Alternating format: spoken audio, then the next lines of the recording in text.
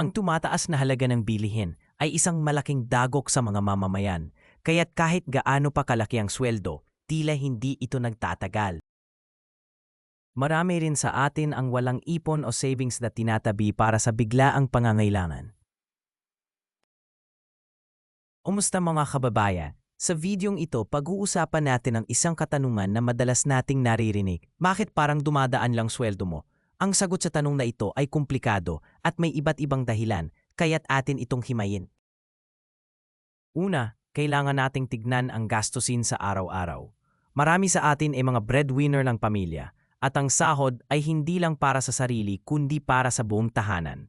Bayarin sa kuryente, tubig, renta at pagkain ang mga pangunahing gastusin na kadalasang inuubos ang malaking parte ng sahod. Pangalawa, marami sa atin ay walang tamang kaalaman sa financial literacy. Ang kakulangan sa tamang pamamahala ng pera ay nagiging sanhi ng impulsyon na paggastos. Madalas ay nauudyok tayo ng mga sale at promosyon na nagiging resulta ng hindi planadong pagbili.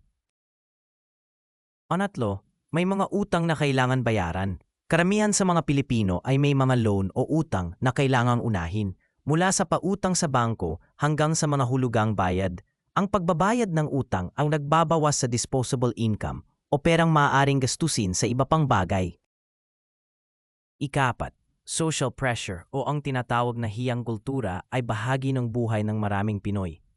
Ang pagtatangka na makisabay sa lifestyle o porma ng iba, kahit wala naman sa budget, ay nagiging dahilan kung bakit nababaon sa utang o nagkukulang ang buwan ng budget. Bilang konklusyon, ang solusyon dito ay hindi madali pero posible. Unang hakbang ay maging disiplinado sa paghawak ng pera. Alamin ang mga gastusin, mag-budget at matutong mag-save.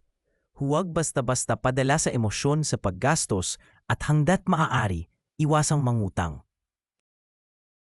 Mahalaga ang pag-aaral ng financial literacy para sa mas matalinong pamumuhay. Sa ganitong paraan, masisiguro nating sa susunod na sweldo, hindi agad ito mauubos. Salamat sa panonood. Hanggang sa susunod na video.